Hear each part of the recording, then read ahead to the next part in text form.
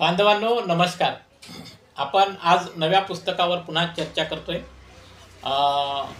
अमेरिकेमध्ये फार मोठ्या प्रमाणामध्ये अ, फल्लीचं म्हणजे भुईमुगाचं पीक झालेलं होतं आणि इतक्या मोठ्या प्रमाणात होतं की तेथील शेतकरी हा ते विकल्या जात नाही म्हणून फार हवालदिल होता. इतक्या मोठ्या प्रमाणामध्ये मार्केट उपलब्ध नाही, इतक्या मोठ्या प्रमाणामध्ये फल्लीचं उत्पन्न होतं.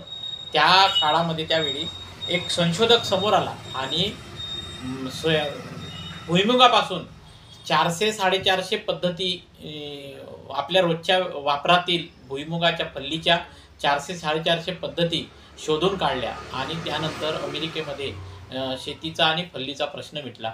तर आपण बोलतोय कार्वर यांच्याविषयी. कार्वर एक होता कार्वर असं या पुस्तकाचं नाव आहे आणि फार कलंदर चरित्र कार्वरांचं आहे.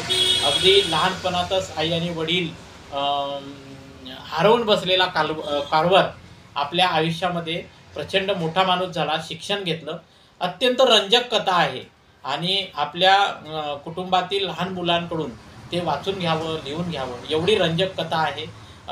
एवढं रंजक चरित्र आहे. अत्यंत संघर्षातून कार्वर कसा उभा राहिला हे सांगणारं हे कार्वर एक होता कार्वर नावाचं पुस्तक आपल्याकडे उपलब्ध आहे.